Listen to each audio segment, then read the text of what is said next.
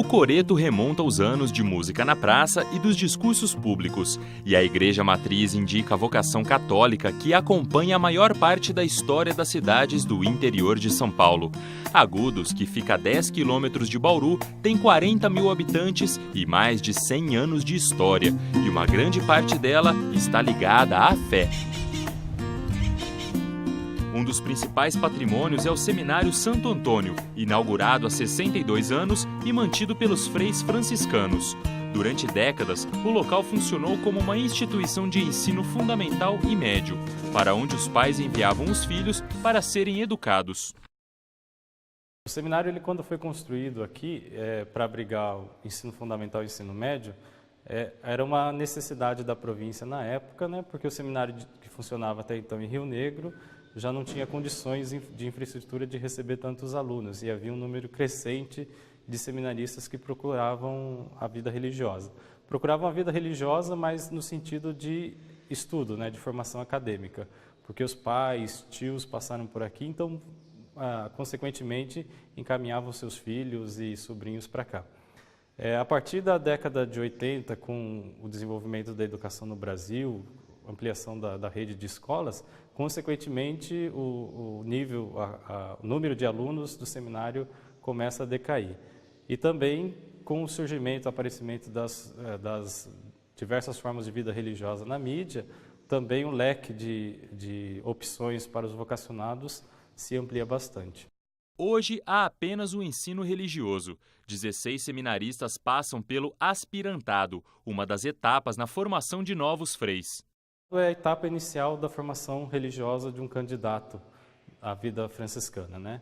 Aspirantado porque ele está aspirando conhecer e entrar nessa forma de vida. Quem faz o aspirantado são jovens que vêm aqui fazer o seu discernimento vocacional, jovens que já têm o ensino médio concluído e alguma formação de graduação.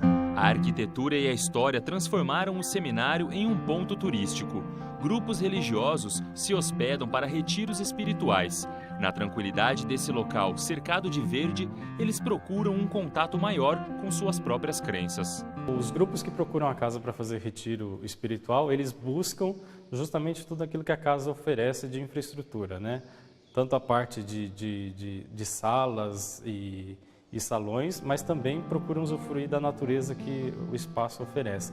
Então eles fazem aqui normalmente uma parte de interiorização, que é um momento a sós, fazem também a parte de reflexão e parte de oração.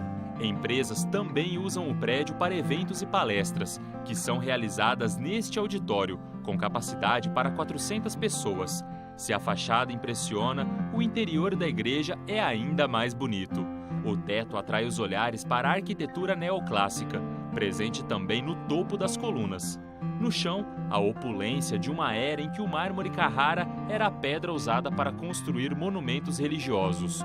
No mezanino do santuário, o maior órgão de tubos do interior paulista, com 2.062 canos, afinado, mas usado apenas em algumas ocasiões especiais.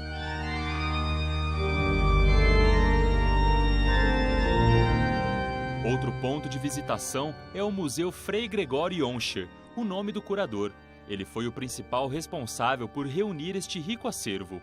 A coleção possui uma grande variedade e o que impressiona aqui é uma inusitada mistura de conhecimentos que parecem antagônicos. Para a Igreja Católica, Deus criou o universo em 7 dias e o homem surgiu apenas no 6º dia. Mas o Frei Gregório tinha uma interpretação diferente e uniu fé e ciência para explicar a origem da vida na Terra. Para ele, foi Deus quem criou o Big Bang, a explosão que deu origem ao universo e, consequentemente, às estrelas e aos planetas.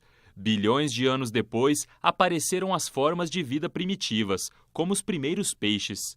Mais alguns bilhões de anos surgiram os dinossauros, e só milhões de anos depois vieram os homens.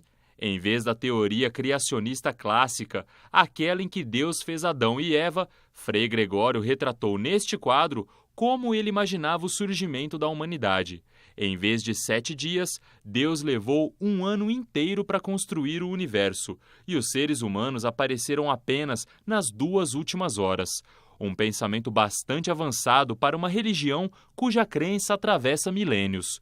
Por isso, o museu guarda uma variedade tão grande de peças que vão desde minérios que teriam surgido há bilhões de anos até algumas das invenções humanas mais recentes, como aquelas que levaram o homem à Lua no final dos anos 60. No entanto, ninguém sabe por que o Frei pensava dessa forma. Ele não deixou registros sobre os motivos que o levaram a formular essa versão. O que ficou foi uma forma diferente de unir a teoria evolutiva darwinista com o criacionismo da Igreja Católica. Para contar essa rica história, o seminário montou uma sala de exposição que reúne peças desde quando o local ainda era uma fazenda até os cartazes de espetáculos que já passaram pelo palco do auditório. A entrada custa R$ 3 e a visitação pode ser feita no segundo domingo de cada mês, das 2 às 5 da tarde. E quem passa por aqui ainda pode levar uma lembrança da lojinha, que também vende o mel produzido pelos próprios freis. Além da fé, a história de Agudos também está ligada aos tempos áureos do café, cuja produção era escoada de trem até o litoral. A estrada de ferro ainda está ali, atrás da estação Sorocabana.